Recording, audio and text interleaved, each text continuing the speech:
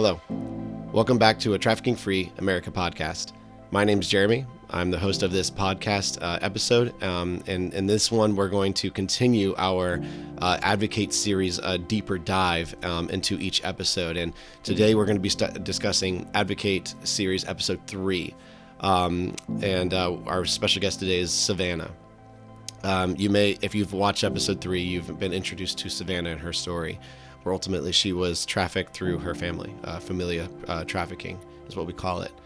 And you know, what we get to do in this episode is actually hear a lot more of her story and actually how she came to Christ and how ultimately she was carried out of her life through many years of through relationships and awareness, and she gets to kind of share that story and dive deeper into that, and also give some really good insights on maybe like what others are thinking. You know, if you watched episode 3, you're probably in many ways it gives episode 3 unlike episode 1 and 2, give a little bit more restoration feeling, hearing both Savannah's and Ori's story and a lot of things tying together as we have kind of prepared for this episode. But a lot of people maybe have some thoughts toward like what are my next steps, or how can I recognize things better, or what can I do?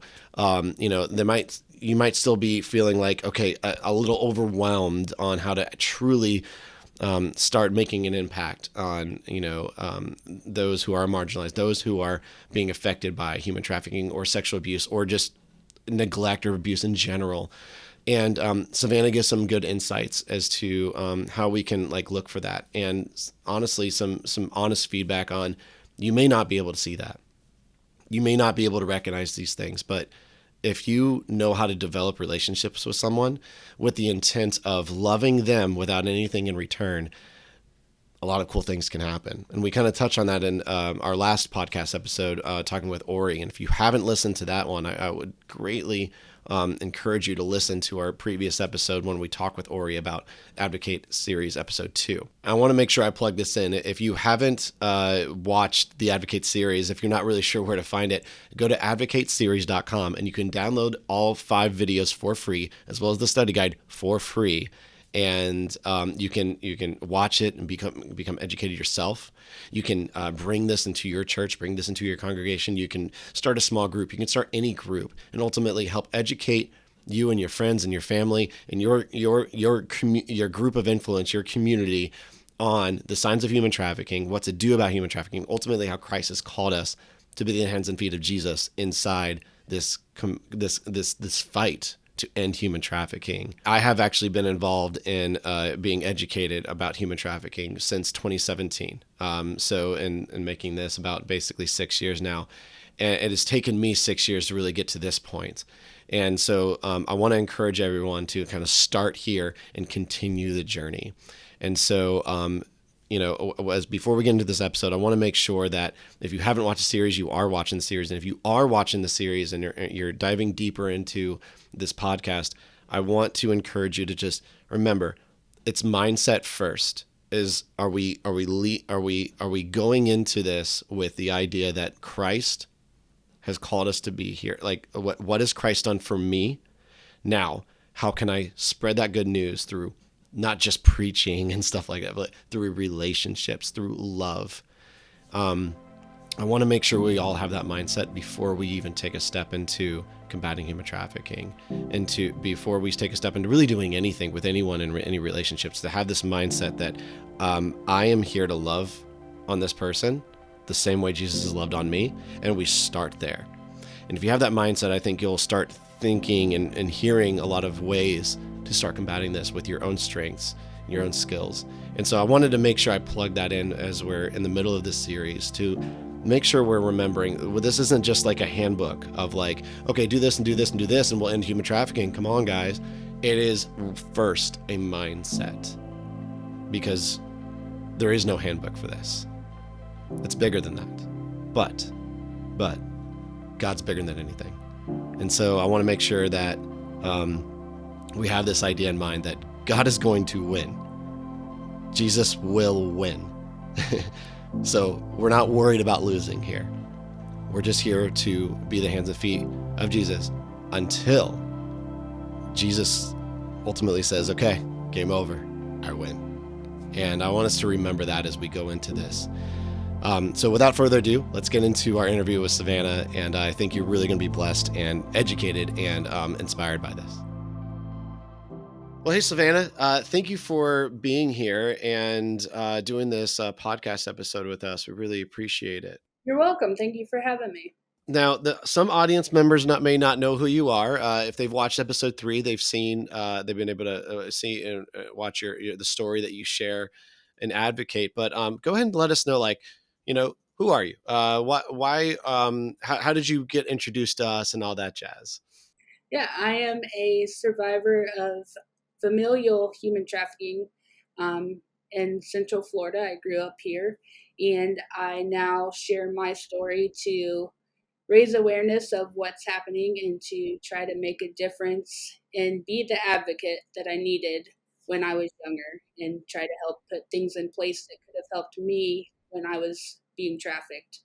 And I now do a lot of public speaking and do a lot of work with legislatures to try to make changes, get laws put in place in Florida. And I am on the board of directors of Florida Alliance to End Human Trafficking.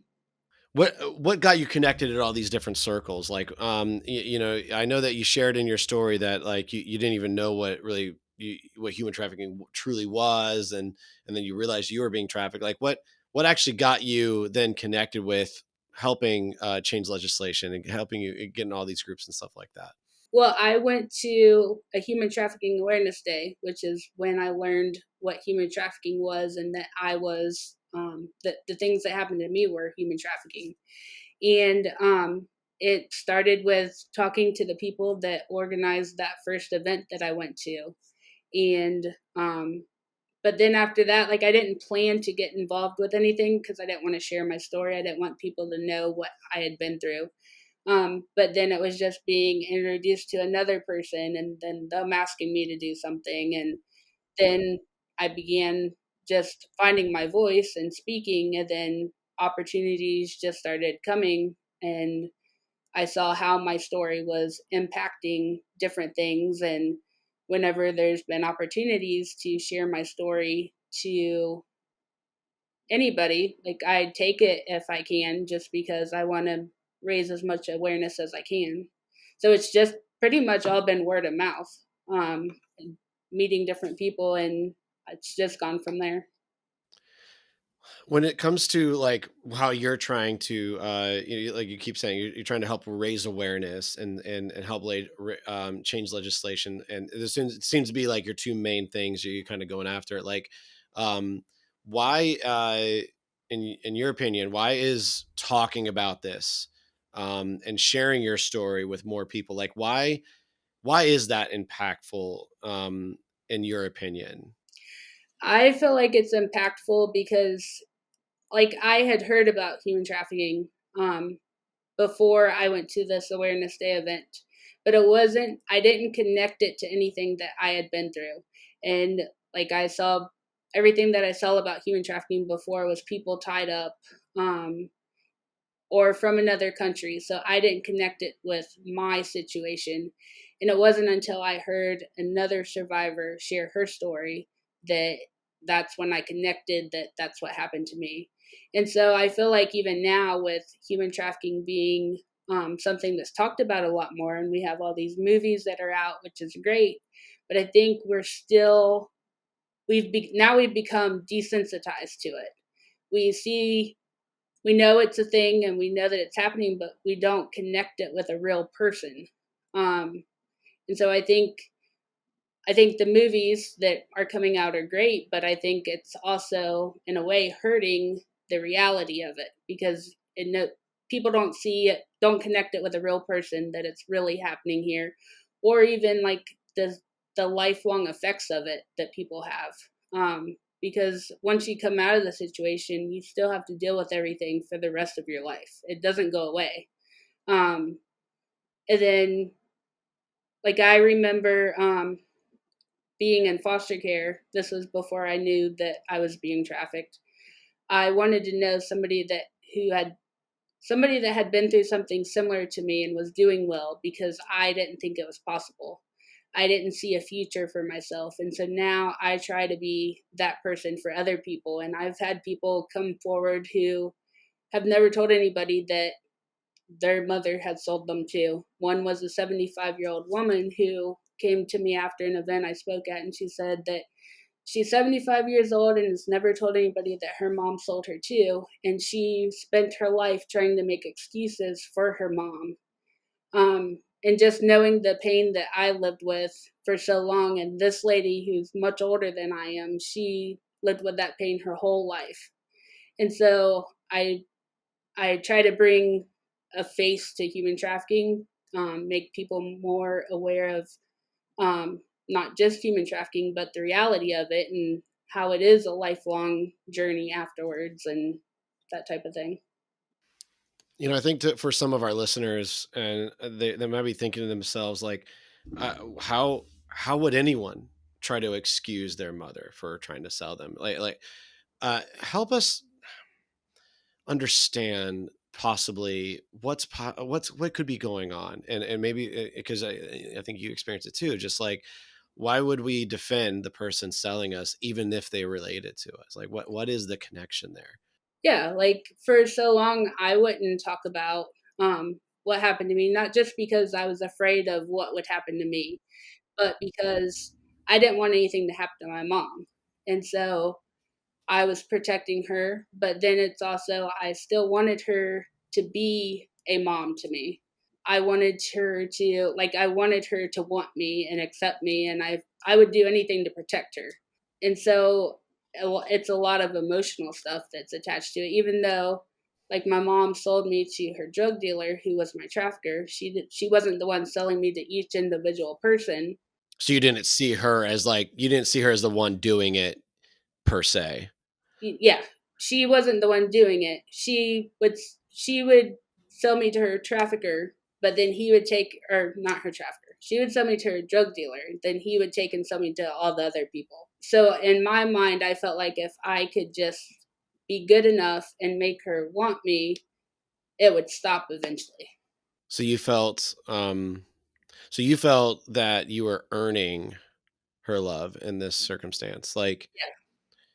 I get, like, it's kind of, maybe as you look back now, it's like a totally different mindset, of course, but I guess if you're a child in that circumstance, you're just like, you don't know what, I guess you just didn't really know what actual love was as a kid.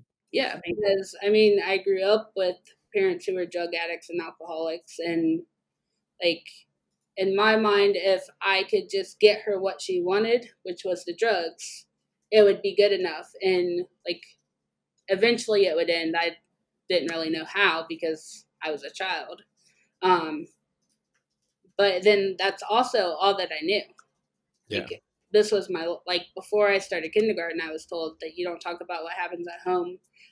Everybody I knew outside of school was drug dealers and alcoholics. Um, so I didn't have any other example. Like, when I first heard your story, what broke my heart, my heart is broken in many ways, but like something that like stuck to me is like, because you're the first person to truly tell me a story of familial trafficking. I'd heard one other one, um, but yours stuck to me a little bit harder because I was thinking to myself, I could know a child right now that's dealing with this, but I would not know because you it was a secret in the household in that circumstance. Like, and I think maybe other viewers possibly feel that too. Like, I would do not want this happening to somebody, but how would I know that it's happening? What would you say to somebody right now who's like, I want to make sure I don't let another child go through that, and try to step in and so forth. But with all the dynamics of that child not wanting, the child wanting to defend their parent, the child wanting to make sure that their particular family dynamics not messed up or something like that. Like, it's a messy situation. How should we approach this? I think I mean, it's obviously a difficult question to answer because I'm not 100% sure like what somebody could have said or done to make me say anything. Because like, the police were called a lot. DCF came in and asked me questions, and like I've seen the reports as an adult from when I was a child where they asked if anybody did drugs in the home, and I would tell them no because that's what I was told before I started kindergarten. You don't talk about what happens at home. But I think it's just in situations where you can like build a rapport with the children.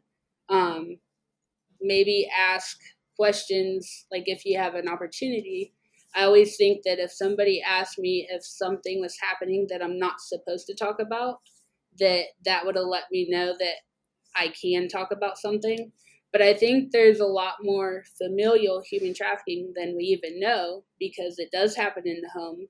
And I think a lot of times it's often disguised as some form of neglect or abuse, but not actual human trafficking because nobody sees that far into it. Um, Yeah.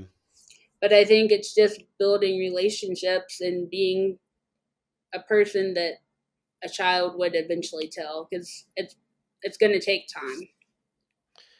I mean, in some ways, as I'm thinking about it, it's like I guess one of the things that made you kind of talk about it, one of the things that made you realize a lot of the truth was, again, hearing stories, hearing something you could identify with. Um, do you think that's in many ways of how we kind of pull the truth out of certain things? Is the more we talk about this, the more we actually share stories, you might influence someone who's actually dealing with it, but hasn't come forth to say it. Do you see that as a prevention technique? Yeah, and I think kids like now in Florida, human trafficking is part of the curriculum in all grade levels, and I think that's very helpful because I mean maybe when I was 11 or 12, if I learned about it in school, that might help me disclose earlier. So I think it's good that there is the awareness, but then like the children need a safe person to talk to whenever they if they when or if they do come forward to tell somebody, because if they tell another family member that's going to do the same thing, it's not going to do any good. Right. I mean, so that actually brings up a good point. You know, like as we're trying to make sure we're helping educate and equip the church and to kind of stepping forward in this, to not leave it to justice. We kind of want a personable approach to this. You know, like I feel like the state can do many things, which is extremely important. You know, like putting the curriculum in the school's hands and stuff like that, which is really great. I want to talk a little bit more on that, but um, like to me, I'm like, if we can get someone people in society as someone that's a safe person that someone can approach, that would be extremely helpful. But how do we position ourselves as someone safe to approach? Like, because I feel like if in that circumstance, you as a child, not knowing what you know now, you would feel unsafe to approach really anybody on multiple levels, right? So like how can someone position themselves as a safe person to approach and react accordingly that shows trust, that shows that child is they have their best interest in mind. Well, I think it's hard because I think it's like that person's going to have to be a consistent person in their life. Whether, I mean, like I'll use the example with my high school guidance counselor. Um, she was, she knew that I had come from foster care, and she, from the day that I met her, she was very friendly and um, let me know that she's somebody that I could come talk to if I was having a bad day or whatever. And she eventually became somebody that I was very close with. And she knew that more had happened to me than I told her, but she never pressured me to tell her any more than I would. And she just, I went to church with her. I didn't like going to church at the time because I didn't know anything about God, and I felt like it was boring, but I liked spending time with her. And so she just became a consistent person in my life that never pressured me to tell her any more than I was comfortable with. She would ask me questions, and I think that helped me know that she was, that she cared about me. But it took time before I ever talked to her. What? Yeah. What? Like, what? Can you give me like almost like a timeline? Like, what was it? Weeks, months, years? You know. It was probably um, weeks before I would tell her anything, but then it was months and years before I told her like everything that happened to me. You did eventually tell her everything. Yeah, I mean, it wasn't until after I went to counseling. Well, I guess I was in counseling.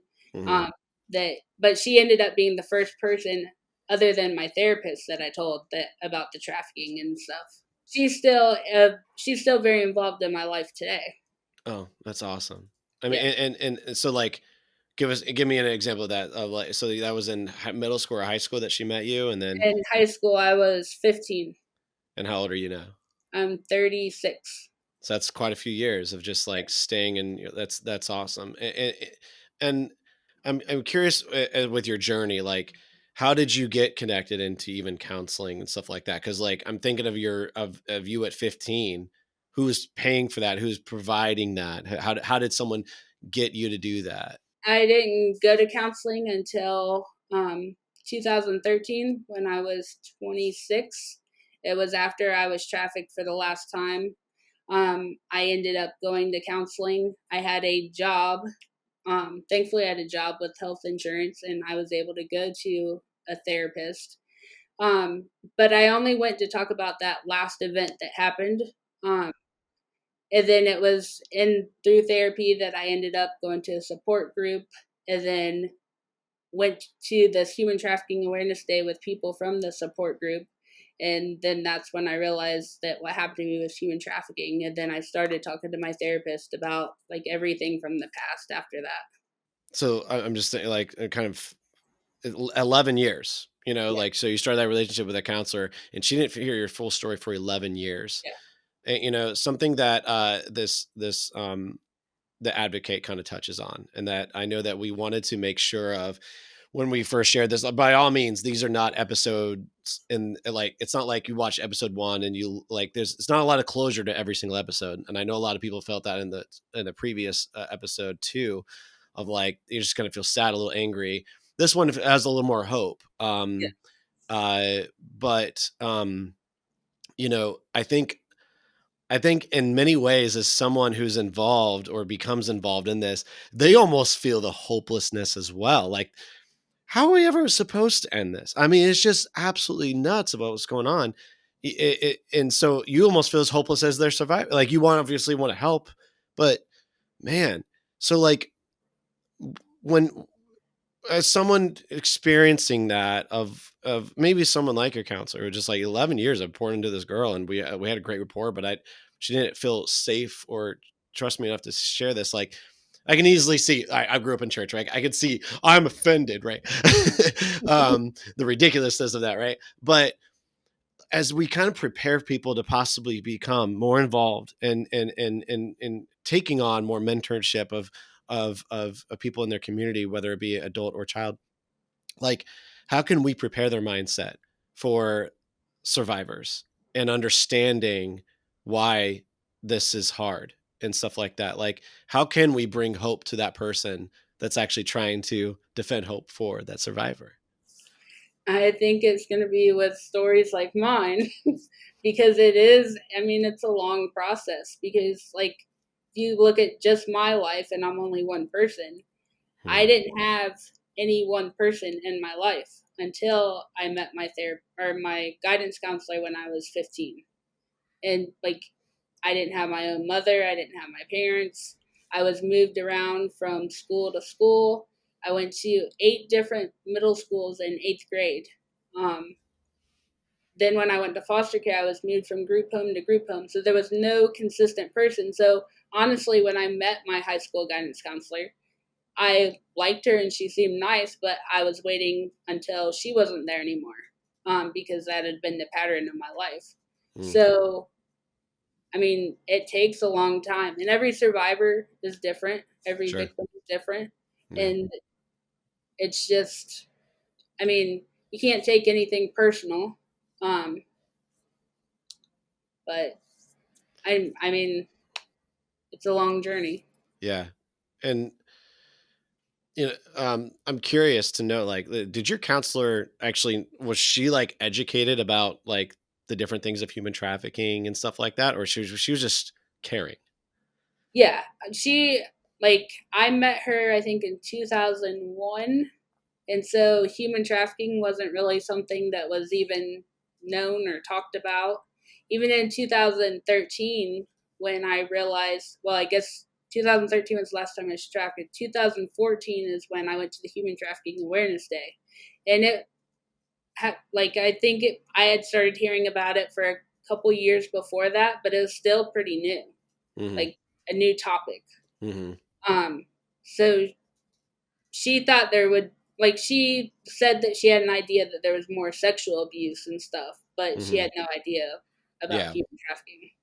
So, and that's the thing, the key thing in doing the first approach that I want to make sure people understand, like through episode 3, is like, if you step forward with this mindset of like, I want everyone to know that they are made in the image of Christ, that they are beautiful in and out, they are valuable, they're invaluable, they are way more than any person could ever make them feel, that, and they don't have to earn that from anybody else. They are already specially made and stuff. It's like, if we can lead the way in always pouring that into someone's life, how much prevention can we help? Just Yeah. in that basic mindset. That's not even about human trafficking. That's just about like humanity and how we influence culture in a society. Like, did you have someone speaking into your life at all throughout your life? No, not until my high school guidance counselor. I didn't have anybody in my life. No, outside of fam, obviously you had a very bad household, right?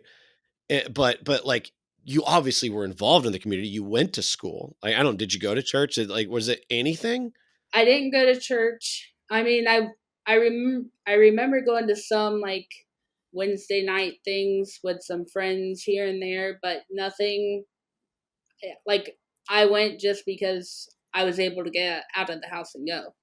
Um, I wasn't I didn't really understand anything. Even when I started going to to church with my high school guidance counselor, part of the reason why I didn't like going was because it didn't make any sense to me. Like, talk about a God who loves you, and I don't even know what love is. I Right. don't want to be loved. That's my mindset. And I remember my high school guidance counselor, she had two kids that are 2 and 4 years younger than me. So they're kind of like my siblings now. And her daughter would always tell me that she loved me and stuff. And I remember she would get so upset because I wouldn't say it back to her, Hmm. because that's not something anybody ever told me before. Like, I wasn't told that growing up, so it was just odd to me. Um, so until then, I didn't really have any other than my teachers and stuff. I didn't have a whole lot of interaction with people. Sure. And I mean, what, for the times that you did, like looking back, and if someone's going to want to be like, okay, I don't want that to happen, and how do I communicate love for someone who doesn't understand what love is? How would you say, what would you say to somebody? I mean, I know there's no black and white answer. That's what everyone wants. I think we're going to find out on this series. There's no black and white answer to any of this, except for Jesus. It's like Christ and love is like really the only black and white answer, but there's no black and white answer of how to show that. Um, but if you could try to help somebody out, like, what was the thing that truly spoke to you for you to understand what love is? Um, I mean, I don't know at the time, but I know looking back, everything that my guidance counselor and her family did was love. Um, and I wouldn't want them to change anything, because I feel like it all God worked it all together for good. Hmm. Um, and I wouldn't be where I am now if they didn't if they stopped loving me, I wouldn't be where I am. Where do you think we're falling short in this fight against human trafficking, as we talk about ending human trafficking and combating it ultimately? Where do you feel like society is falling short, and maybe where do you feel like the church is falling short? I mean, kind of like you were talking about earlier, I think a lot of people hear about human trafficking and they want to get involved, but nobody is consistent enough. The programs don't last long enough. It's like we're trying to put victims and survivors on a timeline, and if we Hmm. don't accomplish what we want to in that period of time, we're done.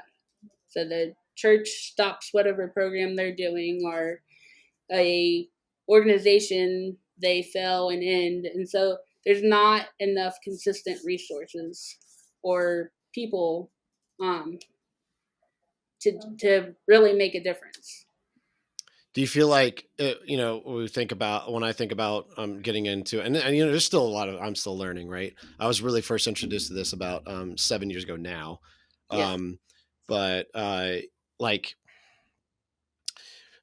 are we probably focusing on one thing too much? Like, are we focusing more on victim care than we are about prevention? Are we focusing more on the arresting of traffickers rather than the like figuring out how to stop buyers from buying? Like, what are we not focusing on, or we're focusing on too much? Maybe.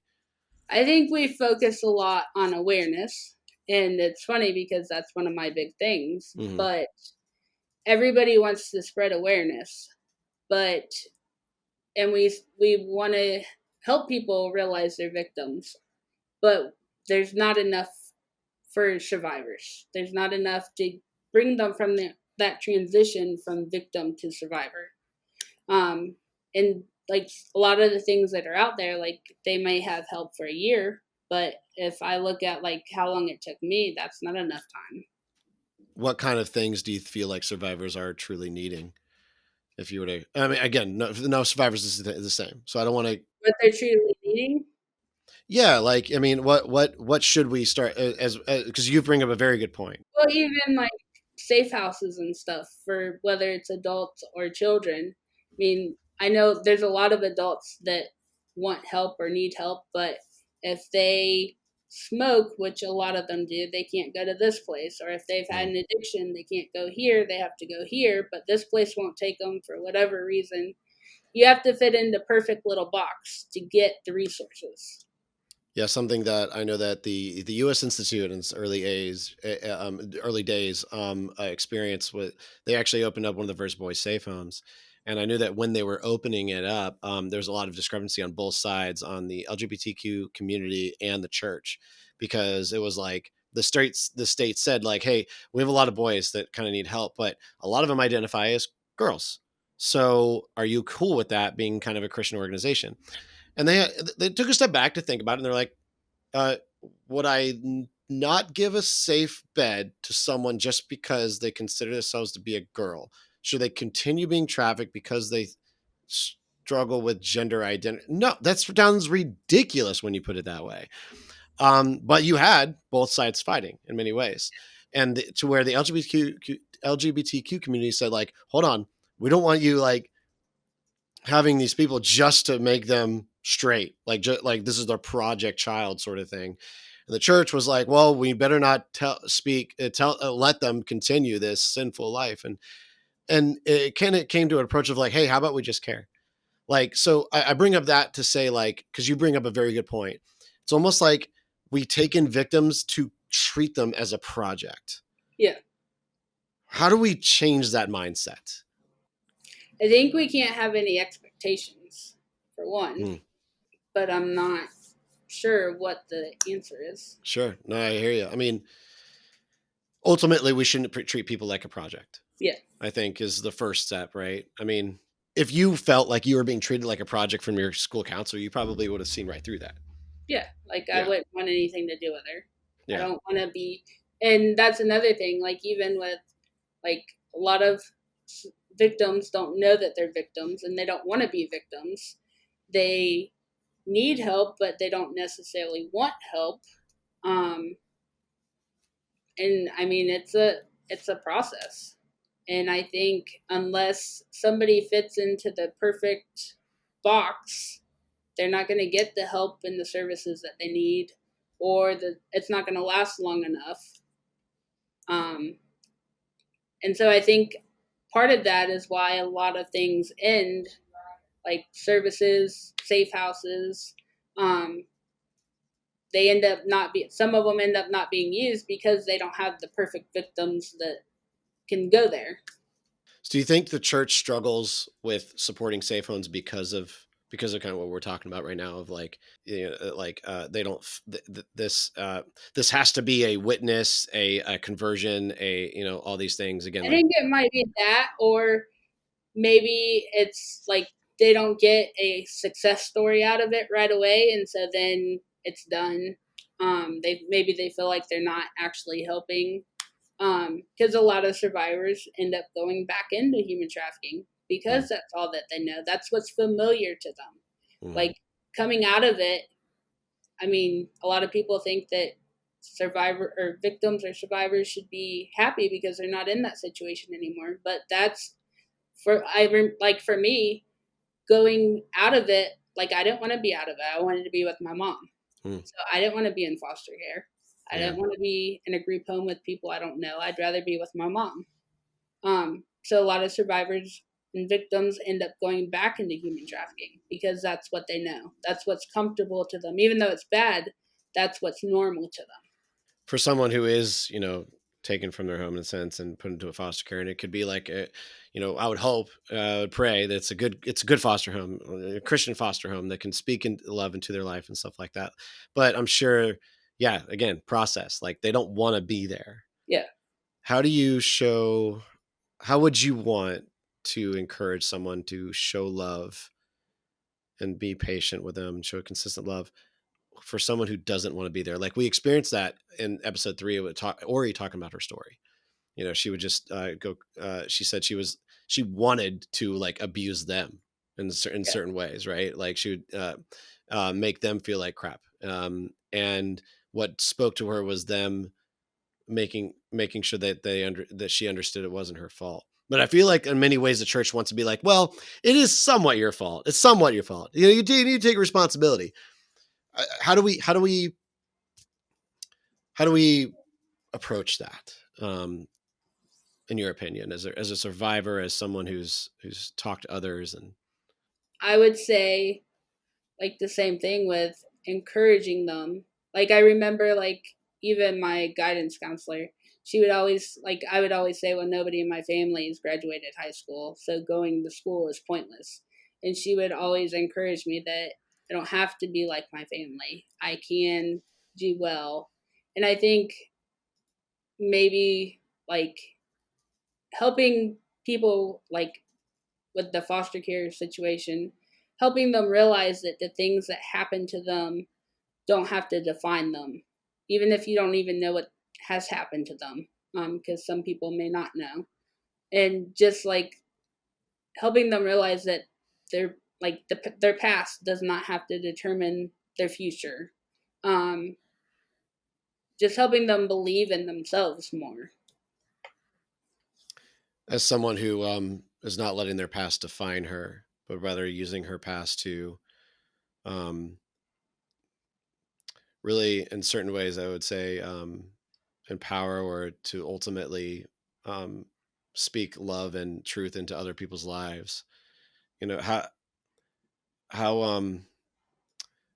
where are you now? Let our viewers understand, like, where are you now in life to just let them know, like, I'm not letting my past define me.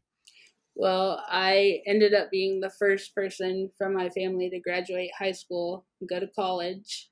I am now a CFO and HR director at a Christian conference center. Um, I was appointed by Attorney General Ashley Moody to the board of directors for Florida Alliance. And like I always say, like, I don't let my past define me, but I always, like, I want to, I feel like God is using all of the bad things that has happened to me to bring good. Like I like being able to see the good that's coming out of the horrible things that I went through. And it may have been horrible for me, but now I'm able to share my experiences to help other people. And I feel like I don't I remember like always wanting a different life and stuff, and now it's like even though what I went through is horrible, I like I don't feel sorry for myself or anything, because I feel like it's like I would rather it be me than somebody else, first of all. But I like that I'm able to use that to be a inspiration or hope for other people. That's awesome. Well, how did you end up um, experiencing Christ in your life? Well, all those trips to church with my guidance counselor, um, it ended like in 20, I think 2009. I what's the word? I ended up becoming addicted to cutting myself Mm, and like self harm. Um, after watching both of my parents try to commit suicide, and mm, so I started cutting myself. And of course, back then it wasn't common like it is now. So they thought that I was trying to commit suicide. And this was when I went to foster care. So I was moved from group home to group home. mm, And I stopped cutting myself for a little while. But then, once I got out of foster care and continued to be trafficked, um, this like I still cut myself on a regular basis. Started breaking my own bones because the cutting wasn't enough, and I went through the motions in high school at church with saying a prayer and thinking that I was saved, but my life never changed. And it was after my pastor preached a sermon called "Empty plus Jesus equals full," and he talked about how we try to fill our lives with different things and different addictions. And that was the first time I had heard that like an addiction doesn't have to be drugs. It can be something that you try to fill your life with. mm. And so that's when I realized that the cutting was an addiction for me.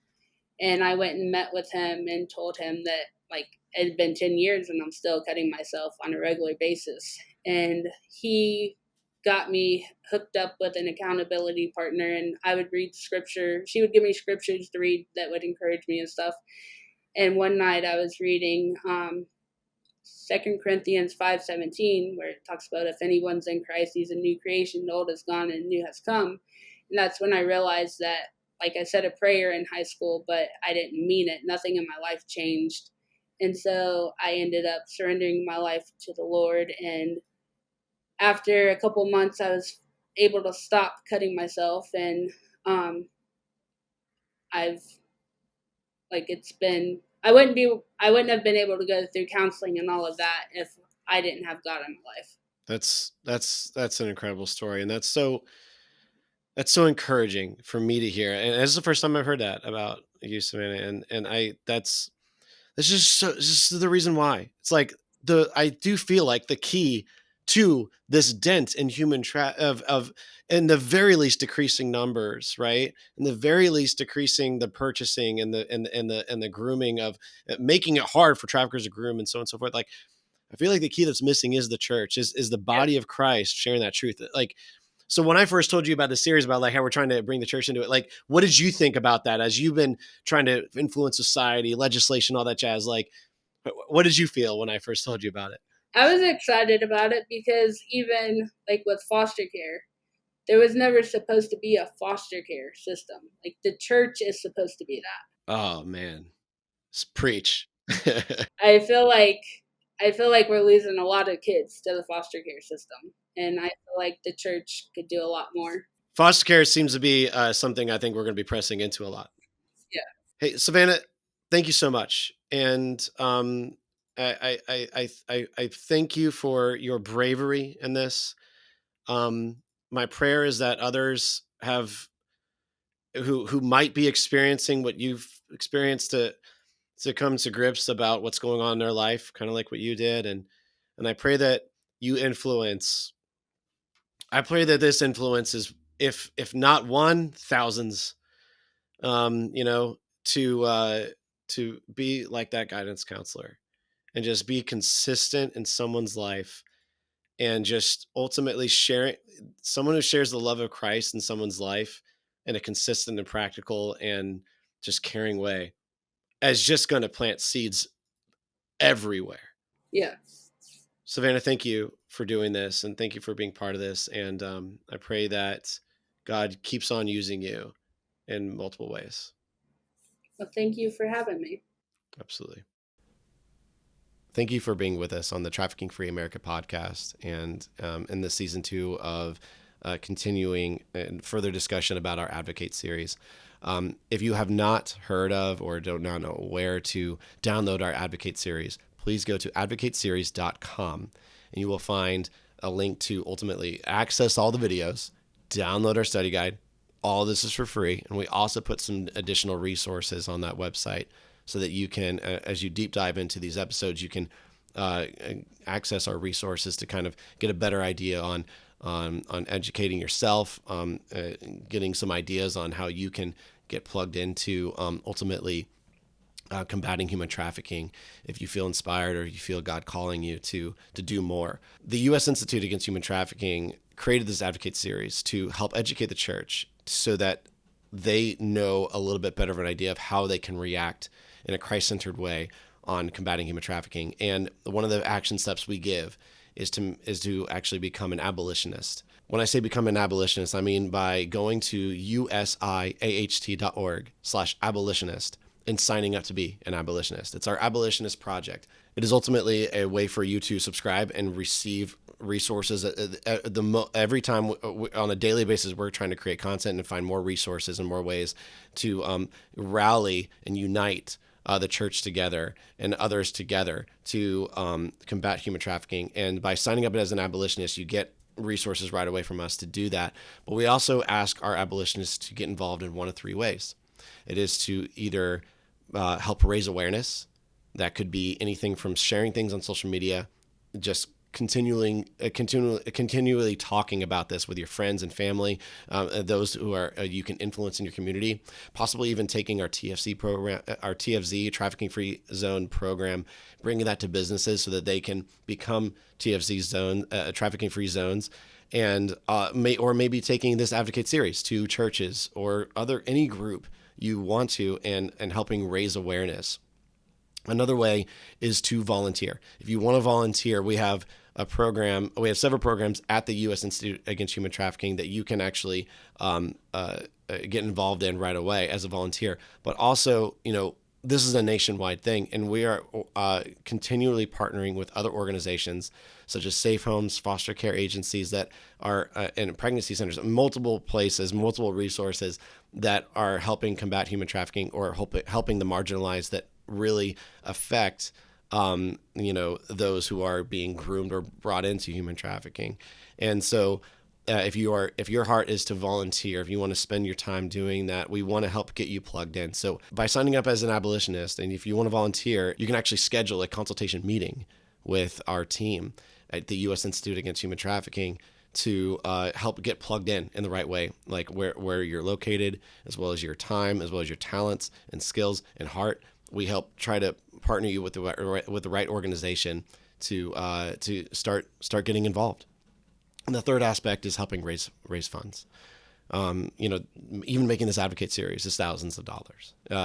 Creating content and helping raise awareness on a continual basis costs a lot of money. These organizations that we're going to help plug you into, everyone needs funds to help make this happen. We are fighting a $150 billion industry. And if we're coming in with pennies compared to that, it's going to be a longer haul, right? It's going to be a harder fight, and it's going to take longer, and there's going to be more victims.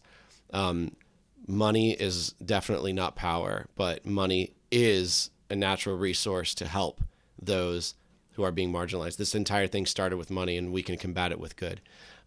If you have a talent for raising money, I want you to help us raise money. I want you to help fundraise, whether it's giving yourself, whether it's getting others rallied around this to give to the U.S. Institute Against Human Trafficking, or it's rallying around your local organization that you know is combating human trafficking and you can help them.